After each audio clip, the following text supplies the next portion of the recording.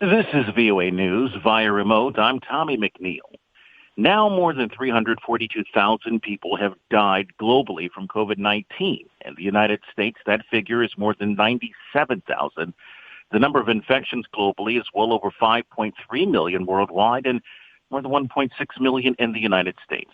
President Donald Trump has visited one of his golf courses at the start of the Memorial Day weekend as he urges states to reopen after coronavirus-related lockdowns. Yet many Americans remain cautious as the number of confirmed cases nationwide passes 1.6 million. In California, many businesses and recreational activities have reopened, but officials in Los Angeles County say they will remain and have tight restrictions until July 4th.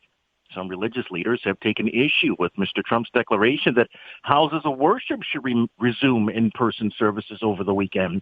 Rain dampened the weekend in the northeastern U.S., where newly opened beaches had been expected to attract throngs of people and test social distancing rules.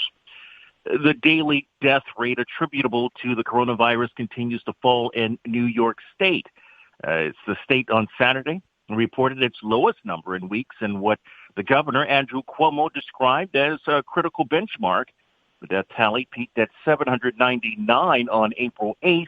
The death rate is considered a lagging indicator and has remained stubbornly high, even amid other signs of encouragement. While most of California took another step forward to partly reopen in time for Memorial Day weekend, again, Los Angeles County did not join the party.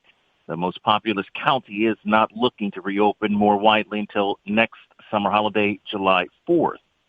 And that's because the number of coronavirus cases has grown at a pace that leaves it unable to meet even the new relaxed state standards. This is VOA News.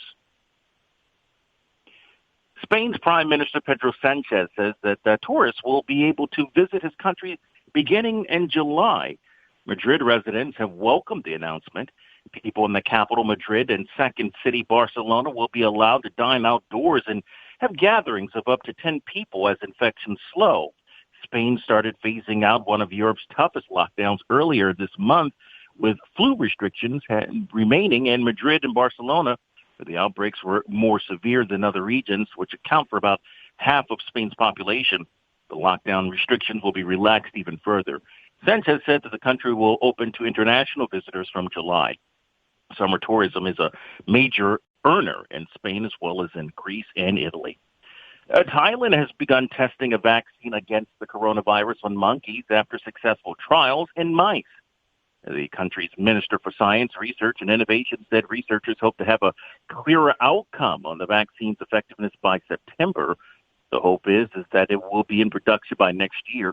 More than 100 potential vaccines for COVID-19, the disease caused by the novel coronavirus, are being developed, and several are in clinical trials for the World Health Organization.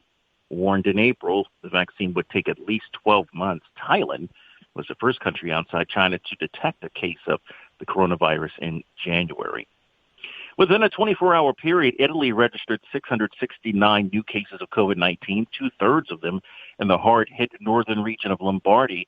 The country also recorded 119 deaths from the disease, increasing the death toll to more than 32,000. All of Italy's regions, with the exception of Lombardy, registered no more than a few dozen new cases each, and many had numbers of new infections in the single digits. Restrictions on travel between regions slated to be eased in early June.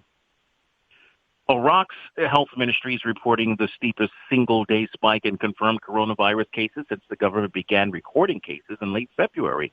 Curfew hours have been relaxed during the month of fasting, and supermarkets and shops have been packed with people preparing for the celebrations, likely contributing to the increase in infections. According to ministry figures, more than 4,200 people have tested positive for COVID-19 in Iraq, and at least 152 people have died from the disease. And Turkish President Recep Tayyip Erdogan and U.S. President Donald Trump have spoken on the phone to discuss the coronavirus pandemic, bilateral relations, and regional developments. According to an account of Saturday's call released by Erdogan's office, the two leaders reiterated their solidarity in the fight against COVID-19. Turkey has seen a downward trajectory in infections and the death rate. Via remote, I'm Tommy MacNeil, VOA News.